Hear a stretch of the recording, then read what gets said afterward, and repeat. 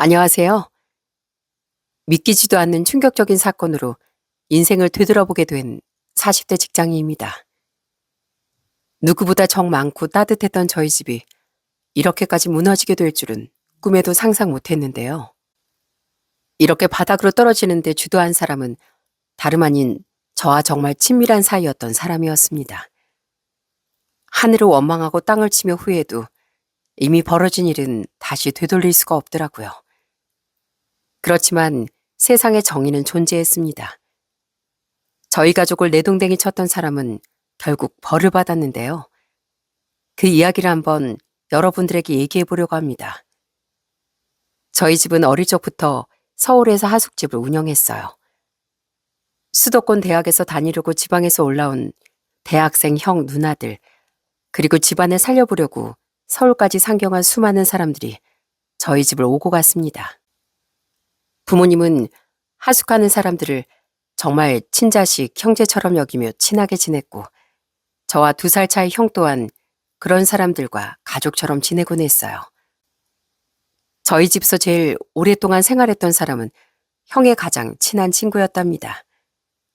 그 형은 부모님이 일찍 돌아가셔서 할머니, 할아버지 손에서 컸었는데, 형이 중학교 올라갈 때쯤 할머니, 할아버지 2분 다 돌아가시게 되면서 홀로 세상에 남게 되었죠. 그때 친형이 부모님께 부탁을 하더라고요. 엄마, 아버지, 성호가 지금 당장 갈 데가 없대요. 사촌네 집에 들어가 살기로 했는데 여기서 너무 멀기도 하고 별로 반가워하지도 않는가 보더라고요. 혹시 엄마랑 아버지만 괜찮으면 성호 여기서 좀 지내면 안 될까요? 저번에 할머니 돌아가셨다는 네 친구 말하는 거지? 아휴, 안 그래도 들었다. 어떻게 할아버지 돌아가신 지 6개월도 안 됐는데 할머니까지 돌아가셨다니. 그래, 사정도 딱한데 여기 들어와 지내라고 하렴. 그렇게 중학교 때 처음 저희 집에 들어왔던 친형의 친구는 그 후로도 쭉 저희 집에서 같이 생활했습니다. 고등학교로 올라갈 때쯤 그 형이 혼자 자취하겠다고 얘기를 꺼내기도 했지만 부모님 2분께선 만류를 하셨어요. 이렇게 사정이 좋지 않은 친구에게 도움의 손길을 내밀 정도로 형은 정말 착하고 주변에도 늘 잘하는 사람이었습니다. 남한테 늘 자신의 전부를 내어줄 정도로 심성이 착하고 좋았던 형 주변엔 늘 사람이 많았어요. 이런 형의 성격은 다 부모님을 닮은 거였습니다. 부모님께선 늘 지방에서 올라온 학생들에게 밥이라도 든든하게 먹이고 싶다며 매일같이 맛있는 반찬을 잔뜩 해다 두시곤 했어요. 거기다 공부를 잘하는데 생계가 어려운 학생들에겐 등록금 지원도 해주시기도 했고요. 그래서 명절이면 저희 집엔 그렇게 부모님의 도움을 받고 자란 하숙생분들이 많이 찾아오기도 했답니다. 한 번은 저희 하숙집에서 대학 시절 생활했던 남자분이 저희 집을 찾아왔던 적이 있었어요. 그때 그분이 제 머리를 쓰다듬으며 선물을 해주신 게 있었어요. 야, 윤수 너 형 기억 안 나? 벌써 이렇게 컸네. 하긴 내가 여기서 10년 전에 나왔으니까 시간이 벌써 이렇게 됐네. 너 벌써 중학생이라며? 자, 이거 선물이다. 요즘 애들 카세트 플레이어 많이 들고 다니지? 공부 열심히 해라. 우와, 이거 진짜 저 주시는 거예요? 정말 감사합니다. 자식, 아줌마랑 아저씨한테 감사해서 형이 선물로 주는 거야. 그러니까 공부 열심히 해. 그분은 그때 당시 유행하던 카세트 플레이어를 선물로 해주셨는데 얼마나 행복하고 기분이 좋았는지 모릅니다. 이게 다 부모님이 전부터 사람들에게 정말 잘했기 때문에 받을 수 있었던 선물이었죠. 이런 부모님의 심성을 제일 빼다 닮은 게 바로 형이었어요. 형은 공부를 잘해서 좋은 대학에 진학을 하게 됐고 형 친구도 수의대에 진학을 하게 됐답니다. 그때 부모님은 형 친구에게도 대학 등록금을 지원해 주시기도 했어요. 지금도 기억에 남는 게 형 친구분이 등록금을 마련하지 못해 대학을 포기하려고 했었거든요. 그런 형 친구를 설득하고 대학에 보낸 것도 바로 저희 부모님이었죠. 성호야, 우리가 등록금 내줄 테니까 너 대학은 꼭 가. 1년 다니고서 휴학 하나니 있더라도 꼭 진학은 해야지. 나중에 대학 가려고 하면 못 간다 너. 그러니까 이번에 꼭 등록해. 아니에요 아버지. 제가 어떻게 대학 등록금까지 도움받겠어요. 저 그렇게까지 못해요. 여기서 지금까지 살게 해주신 것도 감사한데. 감사하면 나중에 갚어. 나중에 네가 잘 돼서 갚으면 되지. 지금은 잔말하지 말고 내 말 들어. 대학 꼭 가서 열심히 공부하고 나중에 좋은 사람 되면 그때 갚아도 늦지 않아.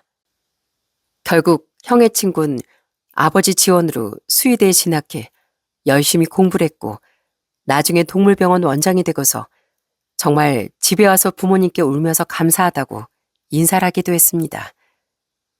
대학 졸업 후엔 저희 집에서 나가 따로 살게 됐지만 그래도 명절마다 매해 집으로 찾아와 인사를 하던 그런 좋은 형이었어요. 전 관광학과를 나와 졸업 후엔 호텔에서 근무를 했답니다. 사회생활을 하면서 부모님께서 정말 주변에 그렇게 나누고 베푸는 게 진짜 대단한 일이라는 걸 다시 한번 느끼게 되었어요. 그렇게 열심히 직장 생활하던 와중 저희 집에 정말 반가운 소식이 들리게 되었어요. 바로 형이 결혼을 한다는 거였습니다. 형이 30대 초반이 됐을 때 형수님과 결혼을 했는데 형수님이 정말 미인이었어요. 미인대 출신이었던 형수님의 첫인상은 엄청 도도했습니다. 그러다 보니 저도 처음에 말도 못 걸었죠. 그런데 그런 외모와는 다르게 성격이 너무 유쾌하고 쾌활했었어요. 사실 저희 집이 다 조용하고 활발한 사람이 없었는데 형수님이 오시고선 엄청 집안 분위기가 밝아지고 유쾌해졌습니다. 명절이 되면 형수님 주도하에 화기애애한 시간을 보내곤 했었고요. 자, 아버님, 어머님, 잔 드시고요. 저희 오늘 명절이니까 시원하게 한 잔 같이 마셔요. 짠! 아버님, 어머님 안주 잊지 말고 바로 드시고요. 알았다, 알았어. 우리 며느리 있으니까 아주 명절이 화기애애하고 좋구만.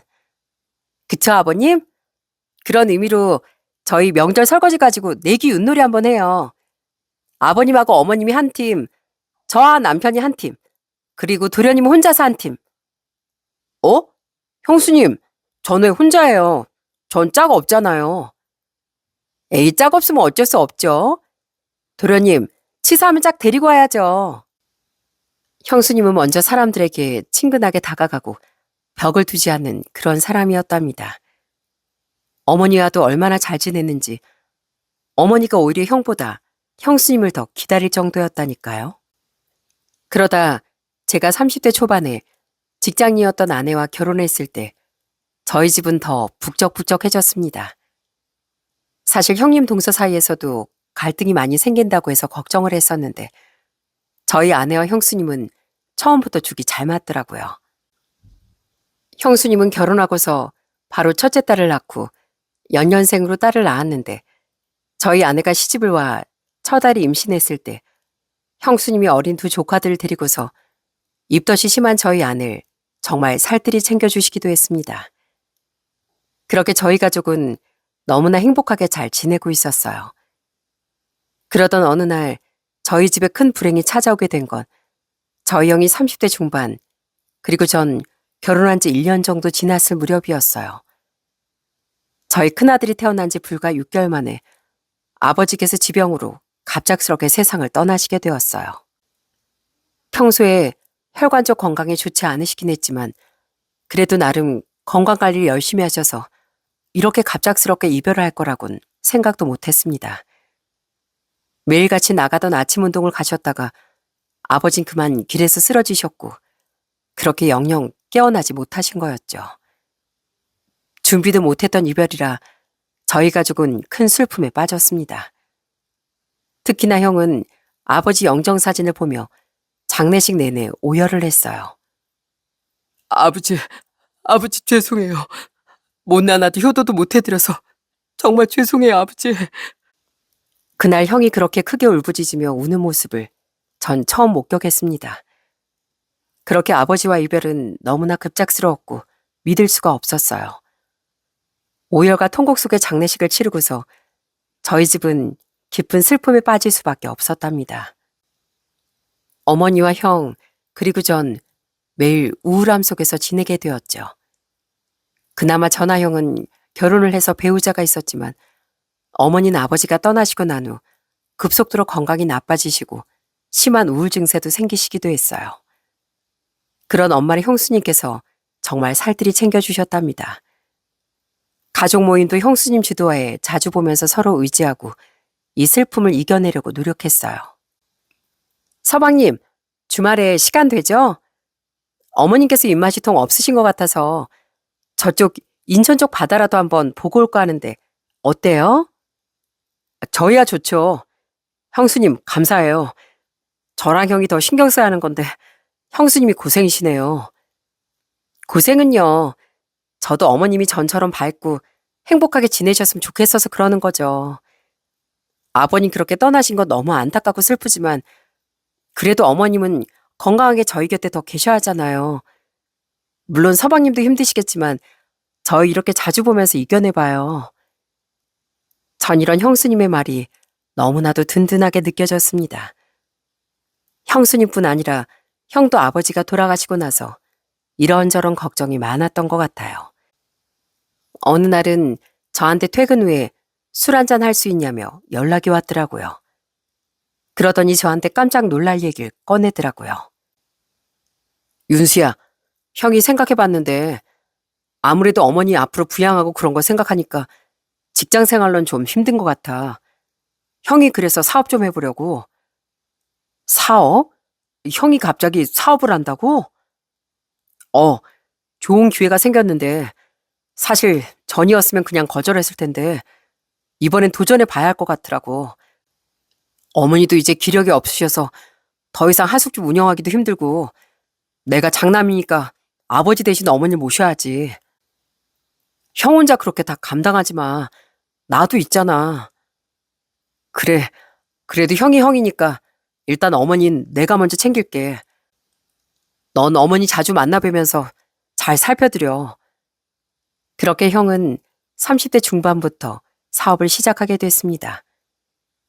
아는 분의 도움으로 생산 쪽 사업을 시작했는데 정말 좋은 시기에 시작을 하다 보니 점점 사업이 잘 되기 시작했어요. 그만큼 형도 많이 노력을 했었고요. 밤낮 없이 일을 하기도 하고 거래처를 뚫기 위해 집안까지 쉴 새 없이 뛰어다니기도 했어요.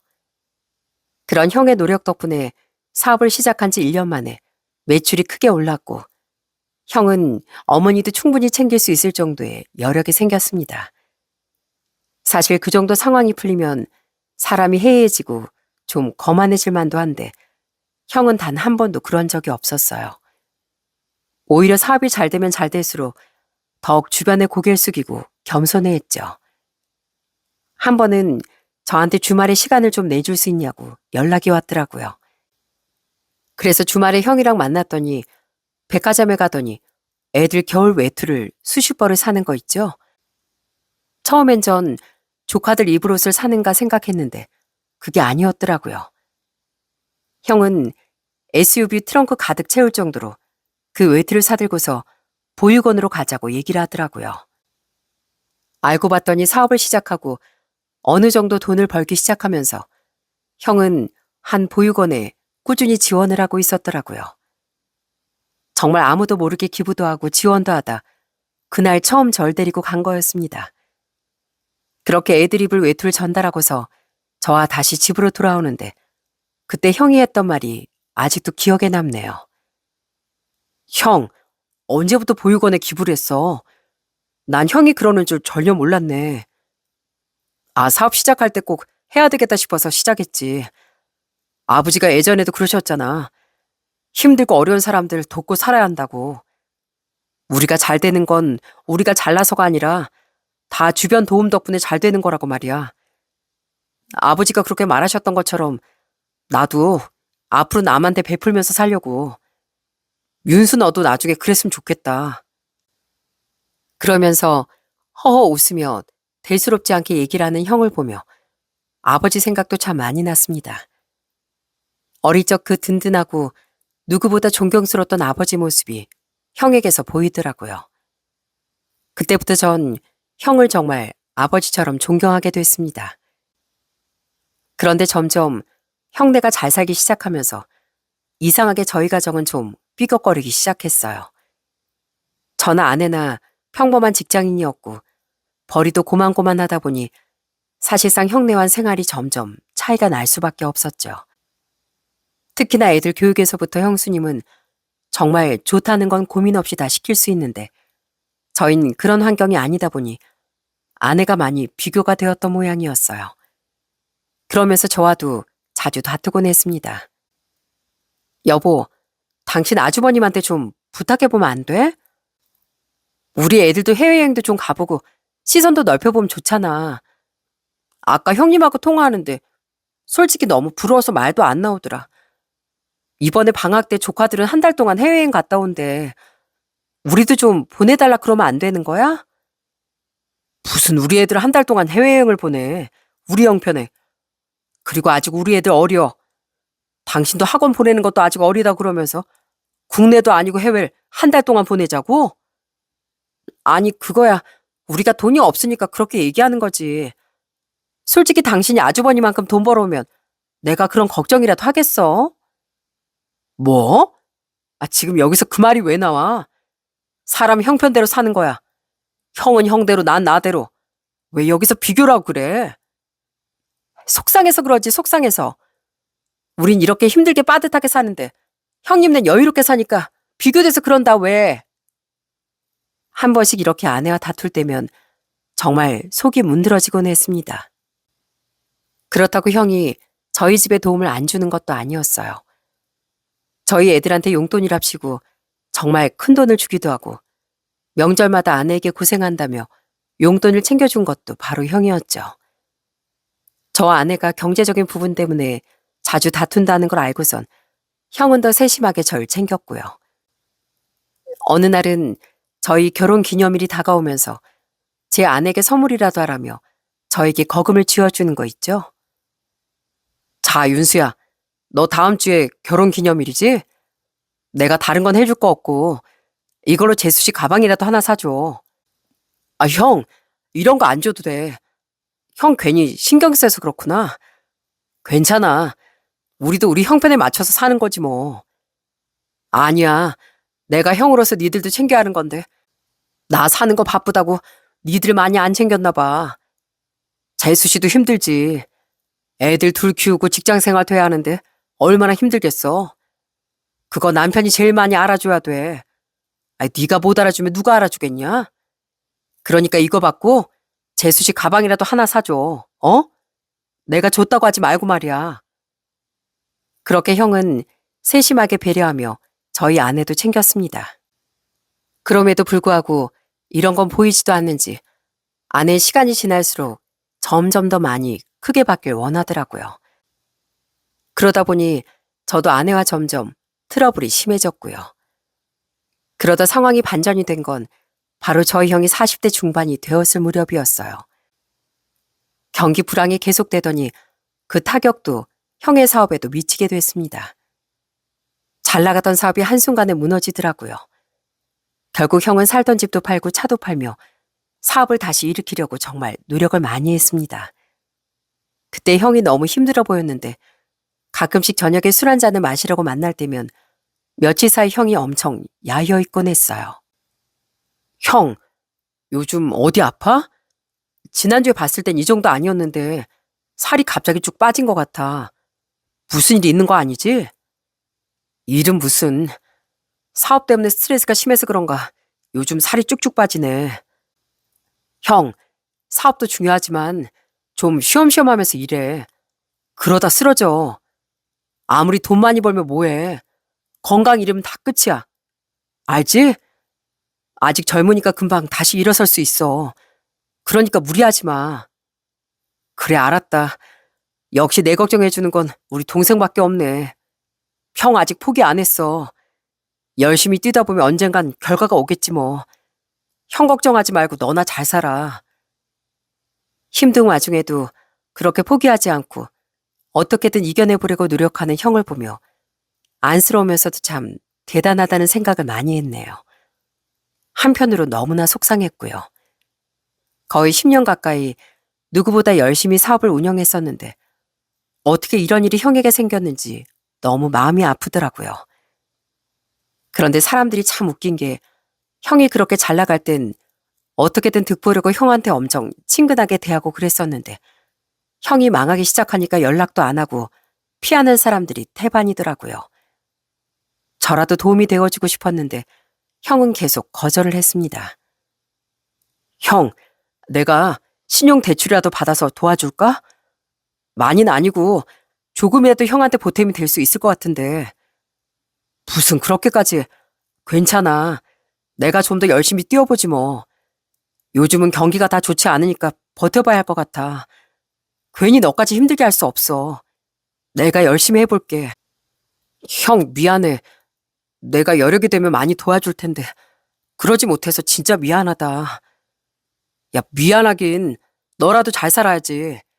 형이 일이 잘 풀릴 때 기반을 더 잘 다졌어 하는 건데 그걸 못한 게 문제야.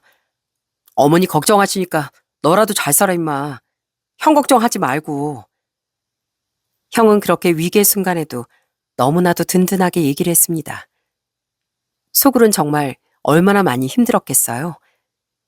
그럼에도 불구하고 한 번 티도 내지 않고 열심히 살아보려고 애쓰는 형을 보면서 정말 대단하다는 생각이 많이 들었습니다. 그런 와중에 엎친 데 덮친 격이라고 저희 집에도 정말 믿기지 않을 일이 생기고 말았어요. 어느 날부턴가 야근이며 출장이 잦아진 아내 행동이 점점 수상스러워지기 시작했습니다.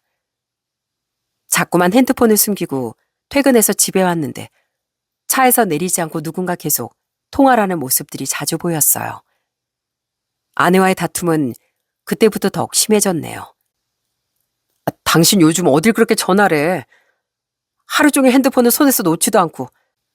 요즘 좀 이상한 거 알아? 내가 이상하긴 뭐가 이상해. 일이 바쁘니까 그렇지. 당신 일하는 건 일하는 거고 뭐 내가 일하는 건 아무것도 아니야? 당연히 업무 연락이니까 핸드폰으로 연락하지. 그럼 뭘로 하는데? 쓸데없는 말 하지 말고 당신 일이나 해. 아니, 내가 무슨 쓸데없는 말을 한다 그래. 당신이 평소랑 이상하니까 그러지. 당신 나더러 그럼 뭐 바람이라도 났다는 말 하고 싶은 거야? 아유, 당신 마음대로 생각해. 밖에서 뼈 빠지게 일하고 들어오는 아내한테 그런 소리 하고 싶냐? 진짜 대단하다, 대단해. 남들은 밖에서 이렇게 일하면 아내를 떠받들고 산다는데 당신은 뭐 하는 거야? 의심이나 하고 말이야. 처음엔 아내가 오히려 큰 소리를 치길래 괜히 제가 의심을 하는 건가 생각했습니다. 그런데 시간이 지날수록 아내 행동은 더더욱 수상해지더라고요. 설마 하는 마음으로 그냥 지켜보다가 어느 날은 아무렇지 않게 아내 차량의 블랙박스를 보게 됐습니다. 그리고 그게 판도라의 상자였다는 걸 열어보고서야 알게 됐죠. 아내는 역시나 예상대로 불륜을 저지르고 있더라고요. 블랙박스 안엔 불륜남과 여러 번 숙박업소에 드나드는 장면이 찍혀 있었고 내부 녹음까지 되어 있어 다정하게 대화하는 것까지 모두 녹화되어 있더라고요. 그 영상을 보는데 정말 머리끝까지 피가 거꾸로 솟는 것 같았어요. 전 화를 참지 못했습니다. 그래서 직장 동료와 바람을 피고 있었던 아내에게 바로 따져 물었는데 참 아내의 반응이 정말 어이가 없더라고요. 당신 지금 뭐하고 다니는 거야? 당신 바람 피는 거야? 어? 나 다 알았어. 나한테 출장 핑계대고 그 자식이랑 놀러 간 거잖아. 어? 어떻게 당신이 그럴 수가 있어? 어떻게 나랑 애들한테 이런 짓을 할 수가 있냐고. 나도 지쳐서 그랬어, 지쳐서. 맨날 쳇바퀴 도는 하루하루 보내고 힘든데 당신 나 알아봐 주지도 않고 내가 오죽하면 밖에서 바람이 났겠냐고. 이건 당신 책임도 있어. 뭐? 지금 그게 나한테 할 말이야? 바람핀 주제에 지금 어떻게 뻔뻔하게 그런 말을 해? 이렇게 된 거 그냥 이혼하자. 나도 이제 지긋지긋해. 어차피 당신하고 나랑 사이도 그렇게 좋았던 것도 아니잖아. 애초에 우리 사이는 그전부터 끝났어. 근데 이제 와서 이렇게 따지는 이유가 뭐야? 그냥 갈라서자고. 끝까지 당당하게 얘기를 하는 아내를 보면서 전 할 말을 잃고 말았습니다. 물론 그전부터 사이가 좋았던 건 아니었지만 바람을 피울 줄은 몰랐거든요. 어떻게 우리 부부 사이가 이렇게 갈라지게 됐는지 그저 속상하고 힘들 뿐이었습니다. 그날 정말 아내와 얼마나 다퉜는지 모릅니다. 매일 서로 얼굴을 마주칠 때마다 으르렁거리며 싸웠습니다. 그러다 아내는 불륜난과 정리라고서 가정으로 돌아오겠다고 얘기를 했지만 전 아내를 도저히 용서할 수 없겠더라고요. 이미 한 번 깨진 믿음이 다시 돌아오지 못했습니다. 한동안 관계를 개선하고자 정말 노력을 많이 했음에도 전 아내 행동 하나하나 의심을 하게 되었고 그런 제 태도에 아내는 점점 지쳐갔어요. 결국 저희는 이혼을 하기로 결정하게 됐습니다. 아이들 양육은 제가 맡기로 하고 아내에게 양육비를 받기로 결정하고선 저희는 그렇게 이혼을 하게 되었어요. 이혼을 하고서 씁쓸한 마음으로 형과 술 한잔 마시며 털어놓는데 얼마나 눈물이 나왔는지 모릅니다. 형, 내가 어쩌다가 이렇게 됐지? 난 그냥 더 잘 살고 싶었는데 어떻게 나한테 이런 일이 생길 수가 있어, 형. 윤수야, 펑펑 울어. 오늘 펑펑 울고 다 잊어버려. 힘들면 울기도 하고 하늘 원망하기도 하고 그래야지. 너 숨 쉴 수 있을 정도로 펑펑 울고 다 털어놔. 형이 다 들어줄 테니까. 형도 사업이 어려워 힘든 상황임에도 괴로워하는 절 위로해주며 제 등을 토닥여줬답니다. 그때 그 형의 손길이 얼마나 따뜻하고 의지가 됐는지 몰라요. 그렇지만 전 이혼 후에도 한동안 정신을 차리지 못했고 결국 지긋지긋한 서울을 떠나기로 결심했습니다. 다니던 직장도 그만두고서 매일같이 집에서 술만 마시고 있으니 어머니가 먼저 머리를 식히고 오라고 얘기를 하셨어요. 그래서 아들과 딸은 어머니에게 맡기고서 전 제가 정신을 차릴 때까지 수원에 있는 호텔에서 근무하기로 결심했습니다. 살던 곳을 떠나게 되면 그래도 제가 정신 차리고 다시 잘 살 수 있을 거라 생각을 했어요. 그렇게 전 평생을 살던 서울을 떠나 수원으로 직장을 옮기게 되었어요. 그즈음 형은 다시 사업을 일으키려고 여전히 발로 뛰며 열심히 일하고 있었죠. 그렇지만 결국 형이 40대 후반이 됐을 때 형 사업은 완전히 망해버리고 말았습니다. 그땐 저도 너무나도 힘들고 괴로운 시기였기 때문에 형에게 아무런 도움을 줄 수가 없었죠. 한 번을 도움의 손길을 내밀지 못했던 그때의 상황을 나중에 두고두고 후회할 줄은 몰랐습니다. 형은 다시 취직을 해보려고 했지만 아무래도 나이가 있어 그런지 취직은 힘들다고 하더라고요. 그래서 당분간 배달을 하기로 했다고 연락이 왔습니다. 전 걱정이 컸지만 형은 의지가 강하더라고요. 형, 진짜 할 수 있겠어? 요즘 오토바이 운전 위험하다던데 아무리 돈도 돈이지만 괜찮겠어? 난 아무래도 걱정이 되네. 애들 뒤고 좀 고생하지 뭐. 애들 이제 곧 대학 보내면 그때 나도 다른 일 알아봐야지. 지금 당장은 생계도 급하고 말이야. 너 형 알지? 오토바이 잘 타는 거. 형 20대 때부터 무사고야. 형 잘할 수 있어. 그거야 알지만 그래도 조심해서 운전해. 조만간 한번 서울 갈게. 그때 보자고 형. 나도 여기서 자리 잡고서 나중에 애들도 데리고 오고 그러려고. 그래 윤수야. 거기서도 바꿈지 말고 알았지? 종종 연락하면서 안부 전해주라. 그 뒤로 전 제 자리에서 형은 형 자리에서 각자의 삶을 열심히 살아가고 있었어요. 아무래도 멀리 있다 보니 자주 만나지 못했지만 그래도 종종 연락하면서 서로 어떻게 지내는지 안부를 묻곤 했어요. 그런데 이상하게 형이 배달 일을 시작하고부터 얼마 지나지 않아 어두운 목소리로 전화가 오곤 했습니다. 그땐 그저 일이 좀 힘든가 보다 생각을 했어요. 윤수야, 잘 지내냐? 일은 할만해? 그래도 가까이 있을 땐 얼굴이라도 보는데 멀리 사니까 만나기도 힘드네. 그러게 말이야. 형은 일 할만해? 내가 한번 가봐야 되는데 영 시간이 안 나네. 일도 적응해야 하고. 근데 형 무슨 일 있어? 목소리가 영 별로 안 좋아 보이는데 어디 아픈 건 아니지? 아프긴 별일 없어. 그냥 이런저런 생각이 들어서 요즘 잠이 잘 안 와 그런가 봐. 그래도 이번 주엔 한번 올라와라. 형수한테도 너 수원 갔다는 얘기 안 했거든. 이번에 와서 네가 얘기해. 알았어, 형. 내가 한번 올라가서 얘기할게. 형도 몸 조심하고. 그렇게 형과 통화를 하고서 전화를 끊었는데 그날의 통화가 평생의 한이 될 줄은 그때는 몰랐네요. 바로 그 다음날 정말 믿기지도 않을 일이 벌어지고 말았거든요. 퇴근을 준비하고 있던 저에게 한 통의 전화가 왔어요. 전 그 전화를 받고서 그 자리에서 바로 뛰쳐나갈 수밖에 없었어요. 바로 형의 사고 소식이었죠. 여러분들도 아시다시피 요즘 배달 오토바이들이 많다 보니 사고 소식들도 하루에도 여러 건 들려오지 않습니까? 바로 그 사고 중 하나가 저희 형의 소식이었어요. 오열을 하며 연락이 온 어머니의 전화에 놀라 병원으로 달려갔는데 제가 만난 건 싸늘하게 식어간 형이었어요. 이미 사고 자리에서 숨이 멎어 여러 번의 조치 끝에 겨우 병원까지 실려오게 됐지만 병원에 도착한 지 얼마 지나지 않아 결국 형은 세상을 떠나게 됐습니다. 형을 마주했을 땐 처참한 형의 그 모습에 전 주저앉아 오열할 수밖에 없었죠.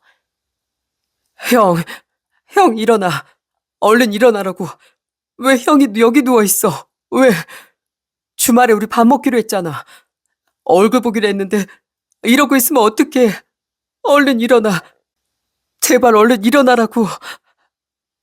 아무리 형을 부르고 불러봐도 형은 눈을 뜨지 못했습니다.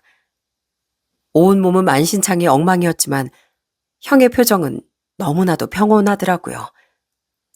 그토록 살아보려고 아등바등 노력하던 형은 비로소 그렇게 세상을 떠나고 나서야 평온함을 찾게 됐습니다. 장례식은 정말 난리도 아니었어요. 그동안 형이 주변 사람들에게 얼마나 잘했는지 오는 사람들마다 비통해하며 오열하곤 했습니다. 형수님은 장례식 내내 정신을 차리지 못하고 통곡했고 형의 가장 친했던 형 친구도 와선 땅을 치며 울었어요.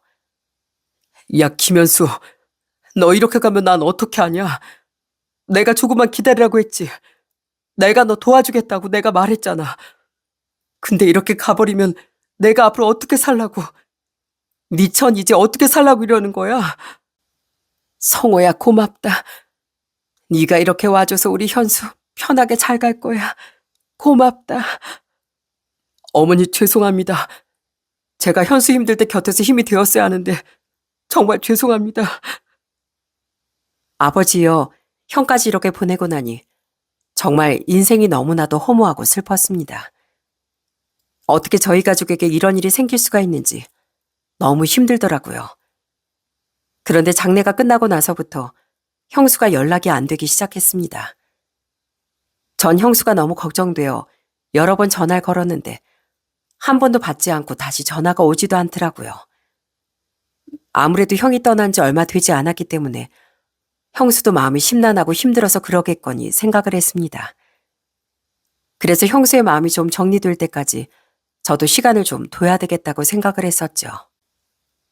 대신 조카들에게 연락하면서 안부를 묻곤 했습니다.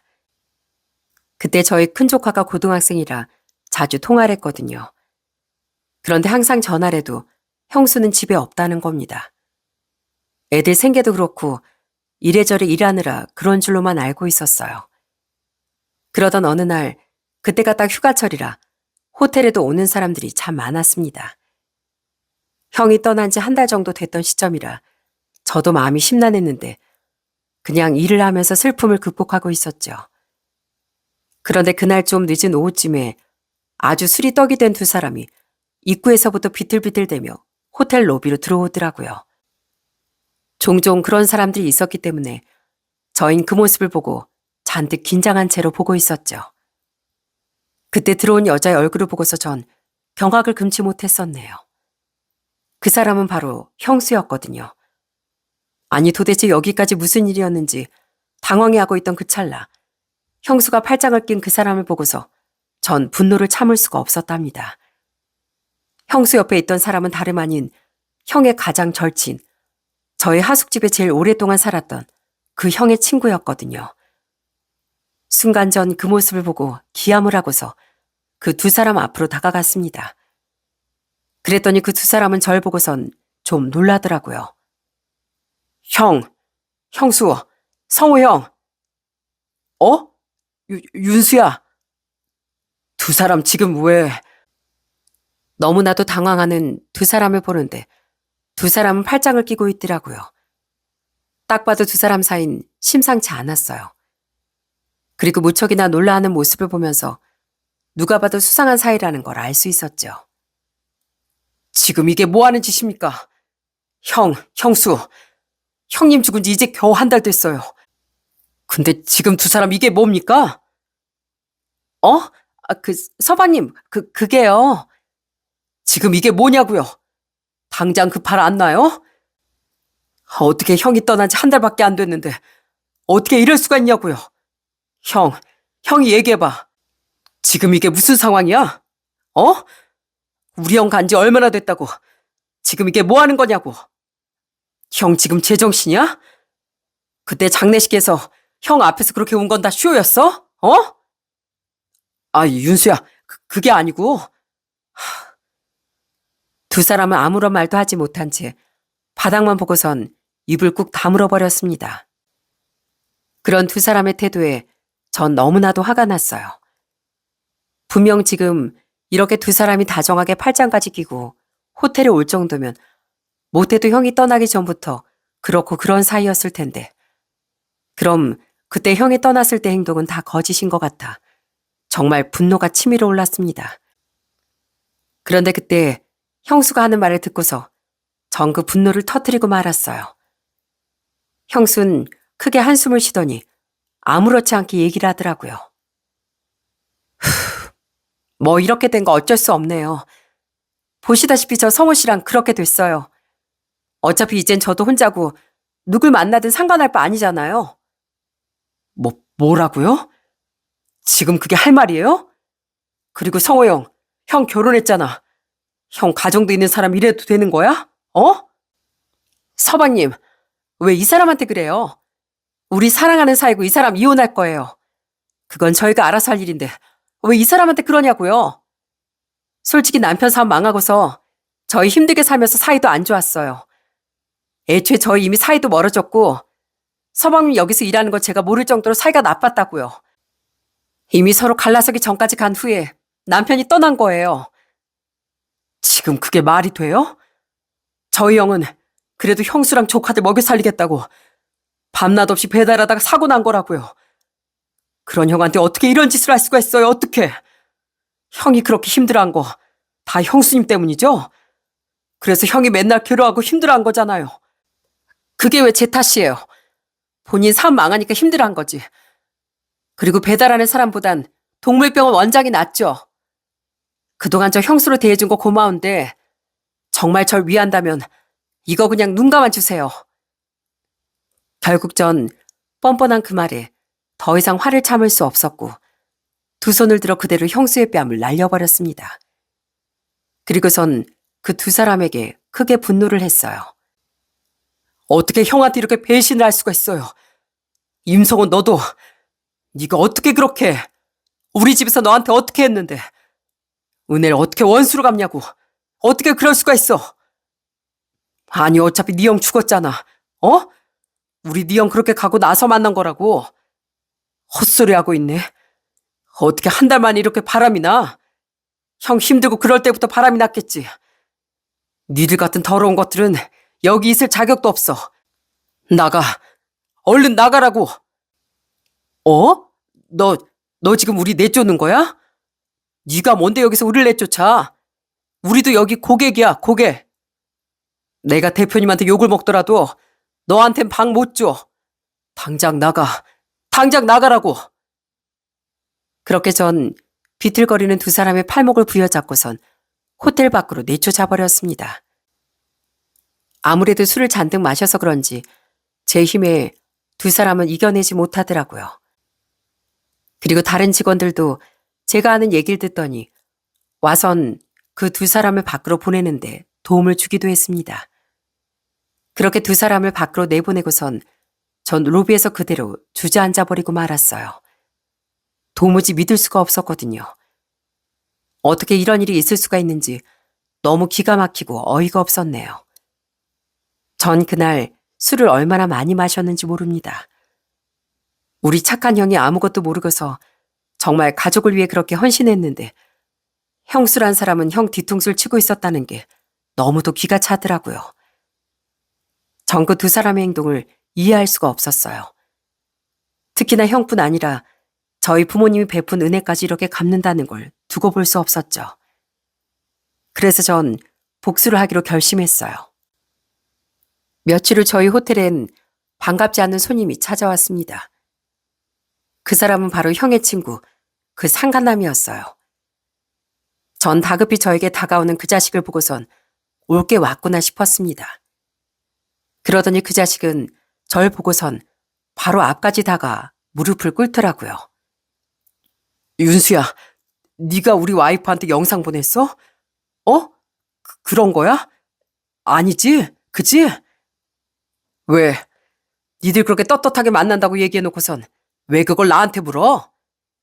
애초에 네가 이혼하고서 형수였던 그 여자랑 만나겠다고 한 거 아니야? 내가 거기에 도와준 건데 왜 나한테 이렇게 찾아오냐고? 아니, 너 그렇게 하면 어떡해? 아내가 지금 이혼하자고 난리야. 윤수야, 내가 잘못했다. 어? 내가 정말 평생 너랑 아버지 어머니랑 네 형한테 사죄하면서 살게. 제발 나 한 번만 봐줘라. 나 좀 도와줘. 도와주긴 뭘 도와줘? 우리가 내민 손 배신한 건 너야. 니까짓 게 뭔데 우리 형을 배신해? 그 대가 제대로 치러야지. 왜? 이혼한다고 떵떵거리던 거 너 아냐? 나 바쁘니까 꺼져. 사실 이 상간남이 허겁지겁 절 찾아온 이유가 있었어요. 그 상간남의 아내 역시 저희 집과 정말 친하게 지냈었거든요. 결혼할 때도 저희 집에 인사를 오기도 했고 매 명절마다 왔었으니 그 아내분과도 전 종종 안부를 전하곤 했었죠. 형 장례식장에도 그 아내분이 오셨고 그때도 저 엄마를 많이 위로해 줬었네요. 그리고 그 아내분은 형 친구에게 하나부터 열까지 모든 걸 도와줬습니다. 바로 동물병원을 여는 것도 그 아내분의 집에서 도움을 줬기 때문에 열 수 있었던 거고요. 전 그 내용을 알고 있었고 분명 그것 때문에 이혼을 하지 못할 거라는 것도 알고 있었어요. 그대로 그 상간남에게 뒤통수를 맞게 할 수는 없었기에 그때 그 증거를 다 그 아내분에게 전달해버렸어요. 제가 그때 형수를 발견하고 나서부터 동료에게 촬영을 해달라고 했었거든요. 그러니 그 집안도 아주 난리가 난 겁니다. 당연히 모든 걸 다 지원해준 자기 집을 배신한 거나 다름없으니 그 상간남은 이혼 당하기 일보 직전이었죠. 그걸 막기 위해 절 찾으러 온 거였고요. 제가 무시하고 가려고 하니까 그제서야 상간남은 애걸복걸 빌기 시작하더라고요. 윤수야, 너희 형 한 번만 살려줘. 어? 나 동물병원 뺏기면 나 먹고 살길이 막막해. 알잖아. 나 아무것도 없다는 거. 나 가족도 없고 아무것도 없는데 네가 내 사정 잘 알잖아. 네 형수하고는 진짜 잠깐 만난 것뿐이야. 난 네 형수랑 결혼할 생각도 없고 그냥 잠깐 만나고 말 거였어. 진짜 미안하다. 내가 정말로 잘못했어. 나 평생 반성하면서 살게. 그러니까 이번 한 번만 봐줘. 한 번만 봐주라. 네가 좀 아내한테 잘 얘기해줘. 제발 부탁이야. 네 그 더러운 짓거리에 나까지 가담하라고? 지금 장난하냐? 야, 네가 벌인 일 이렇게 큰 일이야. 남의 뒤통수 쳐놓고선 누구더러 봐달래? 나한테 이러지 말고 이럴 시간 있으면 가서 손이 발이 되게 빌어보든가. 뭐 그래도 널 받아줄지 모르겠네. 야, 이 자식아. 사람 배신한 대가가 이런 거야. 세상 무서운 줄 모르고 사람을 배신해? 정신 똑바로 차리고 살아. 야, 윤수야. 윤수야. 전 애원하는 그 상간남을 뿌리치고서 그 자리를 나와버렸습니다. 결국 호텔 보안요원의 손에 이끌려 그 상간남은 호텔 밖으로 나가게 되었고 그 후로 집으로 갔는지 어쨌는지 보이진 않더라고요. 시간이 지나고서 듣기론 결국 그 상간남은 자신의 아내에게서도 이혼 소송을 당했답니다. 거기다 동물병원도 뺏기고 말았대요. 말 그대로 자신이 가지고 있던 모든 걸 다 그렇게 허무하게 날려버리고 말았습니다. 그리고 형수였던 그 여잔 어떻게 됐는지 아시나요? 조카들이 형수의 바람을 알고 나서 엄마를 엄마로 생각하지도 않고 나와버렸습니다. 할머니와 살겠다며 형수를 놔두고서 집을 나와버렸고 형수는 결국 상간남과도 헤어졌다더라고요. 그러면서 울며불며 저한테 전화가 왔더라고요. 서방님, 저희 애들 제발 제 전화 좀 받아달라고 얘기해 주세요. 네? 제 전화도 안 받고 학교에 찾아갔더니 무시하고 저 정말 이제 어떻게 살아요? 제가 잘못한 건 알겠지만 제발 저희 애들까지 뺏어가지 말아주세요. 뭐요? 뺏어가요? 뺏어가기 누가 뺏어가요? 제발 양심 있으면 애들한테 생활비나 주고 제발 조용히나 사세요. 어떻게 뻔뻔하게 바람 피워놓고 그딴 얘기를 합니까? 왜요? 그 자식이 책임 안 져준대요? 저도 다 속았어요. 그 사람 이혼하고서 저랑 살겠다고 해놓고선 동물병원 운영하면서 살면 된다고 해놓고선 한 푼도 못 받고 쫓겨나고 그걸 다 제 탓으로 돌린다니까요. 저도 억울해요. 억울한 건 제 형이죠. 어떻게 형수가 그럴 수가 있습니까? 짐승이 사람 탈을 써도 이렇게는 안 합니다. 평생 가정을 위해 헌신한 형한테 지금 어떤 짓을 한 건지 이제 알겠어요? 솔직히 이렇게 전화 통화하는 것도 불편하고 불쾌하네요. 다신 연락하지 말고 우리 앞에 나타나지도 말아요. 결국 형수였던 여잔 자식에게도 버림받고 상간남에게도 버림받으며 혼자가 되고 말았답니다. 조카들은 어머니 댁으로 들어가 살게 되었어요. 어머니는 사실 좀 충격을 많이 받으셨고 한동안 너무 힘들어하시긴 했지만 그래도 조카들과 저희 애들이랑 지내시면서 지금은 많이 좋아지셨답니다. 저 역시 더는 수원에서 직장생활을 할 수 없어 다시 본가로 돌아왔어요. 어머니에게 저희 애들뿐 아니라 조카들까지 맡길 수가 없어 이제는 같이 생활을 하고 있고요. 형이 떠난 지 벌써 2년이 흘러 큰 조카는 이제 곧 성인이 되고 작은 조카도 많이 커서 혼자서도 씩씩하게 학교도 다니고 잘 지내고 있답니다. 저희 애들도 조카들이랑 잘 지내고 행복하게 잘 살고 있어요. 지금은 하늘로 떠난 아버지와 형이 같이 만나 저희가 가기 전까지 편안하게 잘 지내고 있기만을 바라고 있습니다. 그 전까지 저와 어머니는 조카들을 열심히 돌보며 잘 살아가 보려고요. 세상엔 참 수많은 사람들이 있지만 아무리 선의를 베풀고 배려를 해줘도 그걸 전혀 모르는 사람들도 많은 것 같습니다. 저도 처음엔 이렇게 배신당하고서 사람에 대한 믿음이 한순간에 사라지더라고요. 그런데 결국 사람으로 인해 받은 상처는 사람으로 치유하는 게 맞는 것 같습니다. 저희 가족에게 이런 일이 생겼을 때 주변에서 도움의 손길을 정말 많이 내미셨거든요. 저희 어머니가 힘들까봐 이웃 아주머니들이 종종 반찬도 싸들고 오셔선 어머니를 살펴주시고 저희 애들과 조카들도 정말 많이 챙겨주셨어요. 제가 일했던 수원호텔 직원분들도 제 사정을 많이 이해해 주시고 위로도 많이 해주셨고요. 이런 분들이 있었기 때문에 지금 저희가 잘 극복해서 열심히 살아가게 되는 게 아닐까 싶습니다. 아마 저희 집처럼 여러 고난들을 겪으며 지금 많이 힘들어하는 분들도 계실 거라고 생각하는데요. 그런 분들이 제 사연을 들으시면서 조금이나마 힘을 내셨으면 좋겠습니다. 저희 가족도 이젠 서로를 더 의지하면서 행복하게 잘 지내보려고요. 지금까지 긴 이야기 들어주셔서 감사합니다. 모든 분들께 좋은 일만 있으시길 바라며 여기서 마치도록 하겠습니다. 고맙습니다.